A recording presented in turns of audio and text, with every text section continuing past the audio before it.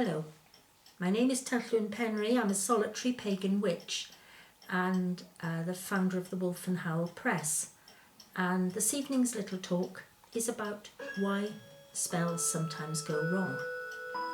Now, before I go on any further, you can hear our clock. If you have followed some of these earlier DVDs, you will know that our clocks have a mind of their own. And we're hoping that one's finished for the time being.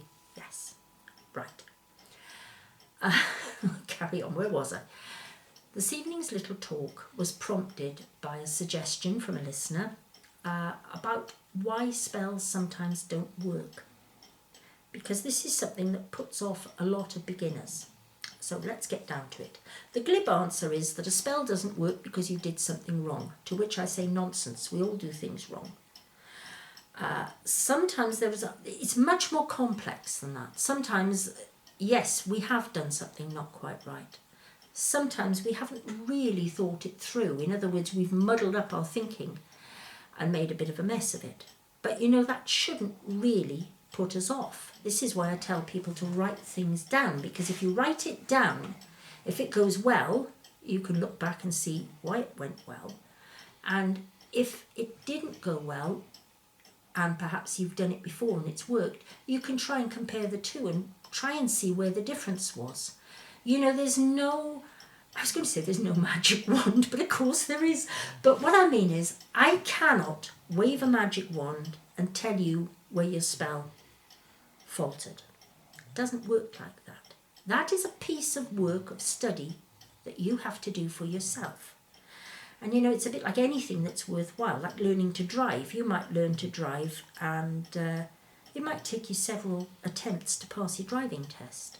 But if you really want to drive, you'll keep at it. I had an auntie who did her test 11 times before she passed. It took her years. But the same thing applies with magic. If you feel that magic is worthwhile, if you really want to do it, then you have to work at it. It's as simple as that. Now, as I say, sometimes it's muddled thinking that gets it wrong. We haven't really focused. Sometimes we've hurried the work, we've been interrupted, all sorts of things go wrong.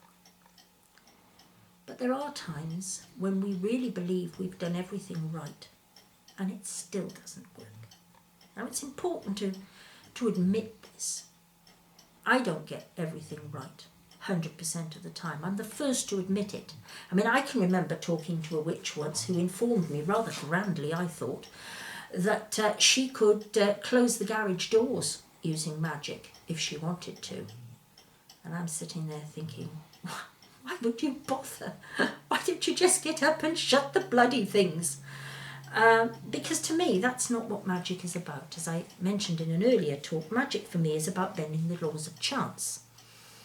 And we have to accept that sometimes it's going to take more than chance to get what we want from our magic.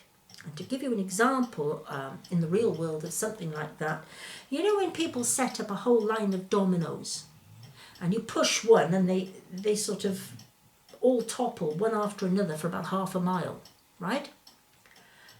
Well, another time you might set them up, and because the gap at the very first one or two is slightly too big, you push them down and it's like, bang, that's it, over with. Nothing happens. And it's the same with magic.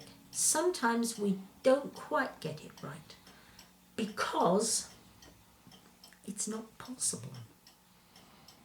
Now, there are people who say, oh, that's rubbish, anything's possible.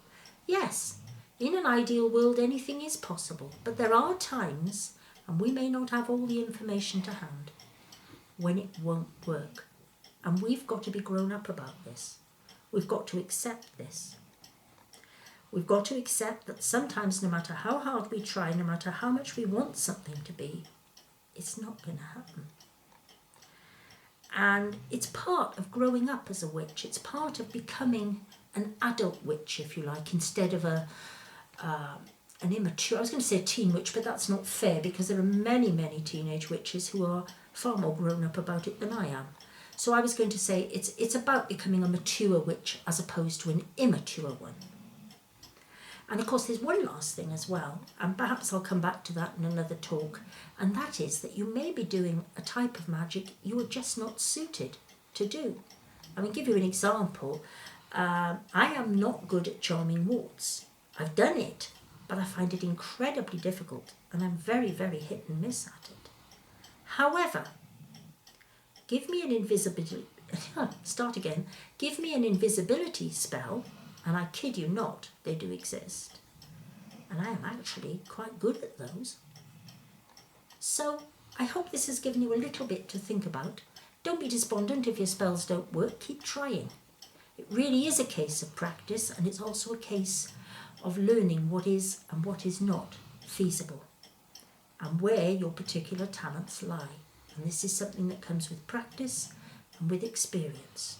Just like my auntie with her 11 driving tests. Anyway, I hope you've enjoyed it, and thank you for listening. Goodbye.